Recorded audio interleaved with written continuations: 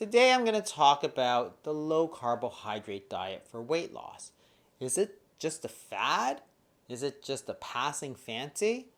We're going to talk about the history of the science of obesity and how the low carb diet can help you lose weight. And it's coming right up.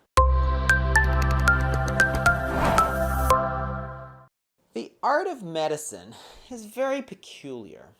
Once in a while, medical treatments become established that are not particularly effective, but through sheer inertia just become the standard of care, often for decades. For example, the use of bleeding, even for wounds, leeches, eating mummies, and more recently, arthroscopy has been shown to be not particularly effective, and angioplasty for stable coronary disease.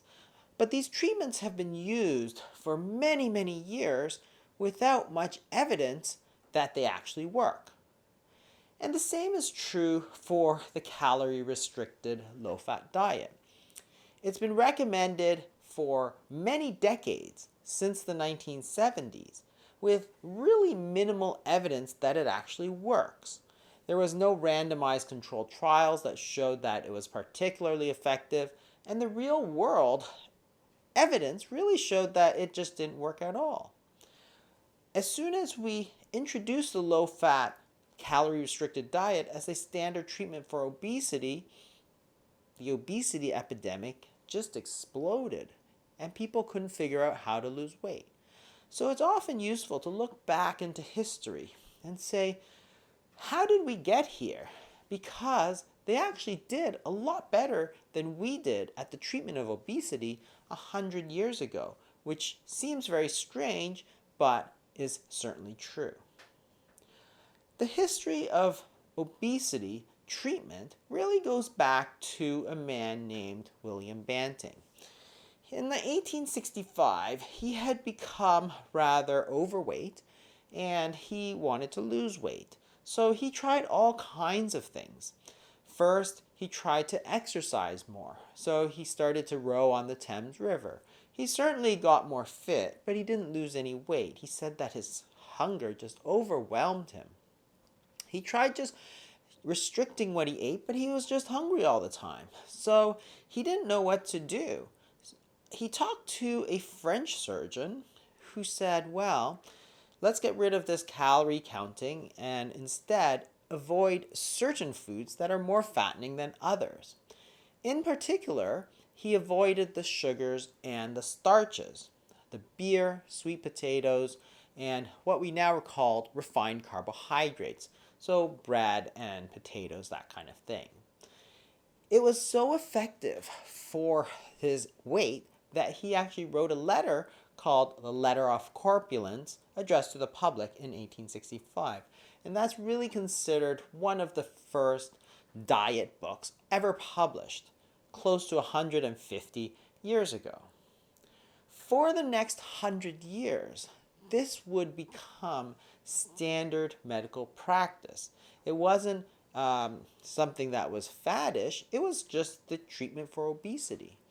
Dr. William Osler, in 1882, a very widely influential physician of his time, wrote a monograph called Obesity and Its Treatment. And in it, he stated that fatty foods were actually critical for weight loss because of their effect on satiety. That is, eating foods that have fat and protein make you full so that you don't eat and are not hungry for snacking and eating other things that might make you gain weight, such as those sugary snacks. In 1920, the Reader's Digest in the popular press said, the stout person must learn he has both friends and enemies at the table. The most prominent enemies to weight loss were sugar, bread, cereal, and desserts.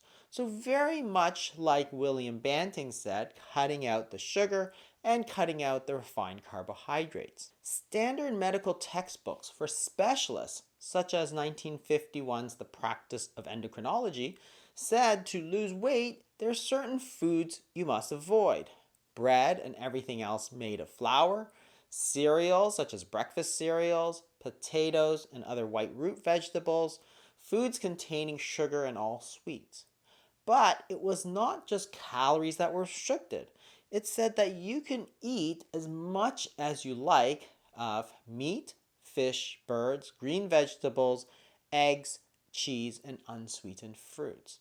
So again, what we find is that the conventional wisdom says that it's not calories that makes you sick.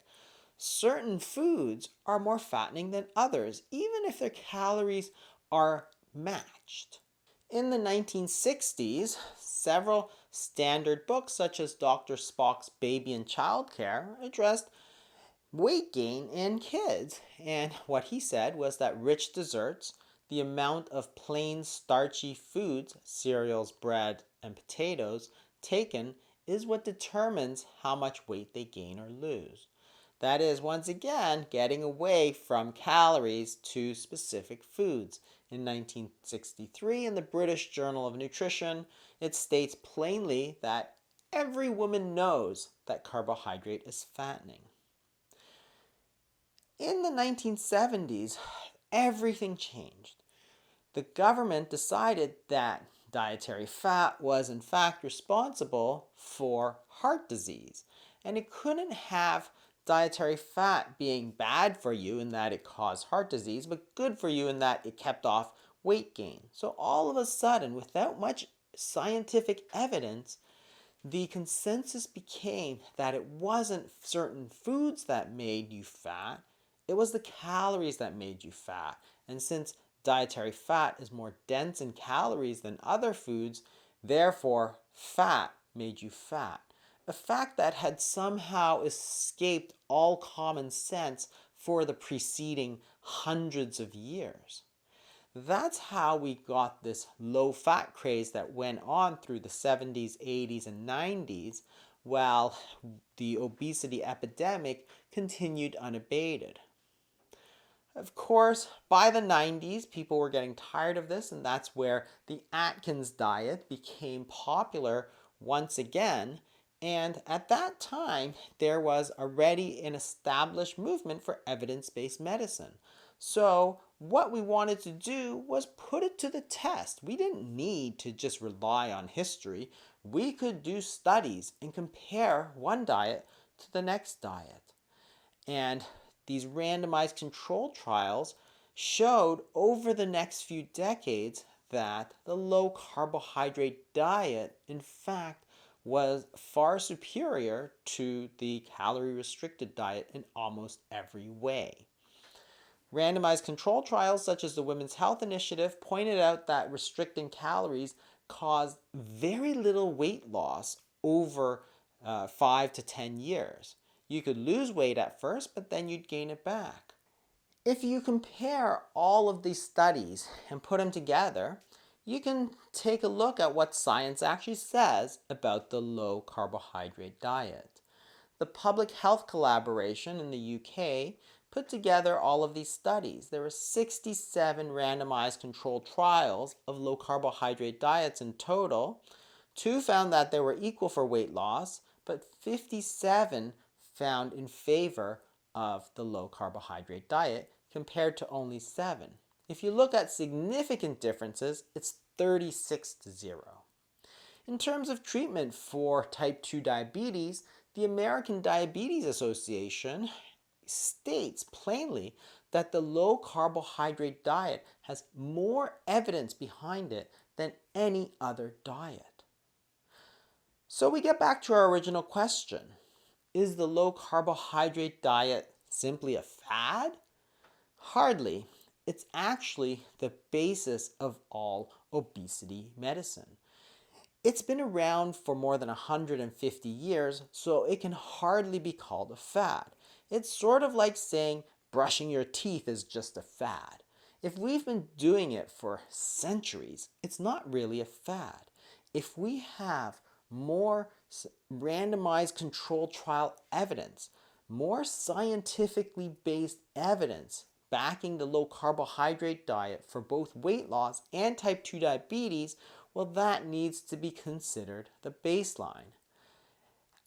That's why I think it's important to look at the types of food that you're eating and not simply the calories, because the low carbohydrate diet and the hormonal theory of obesity really say that it's the types of calories that are important, not just the number of calories.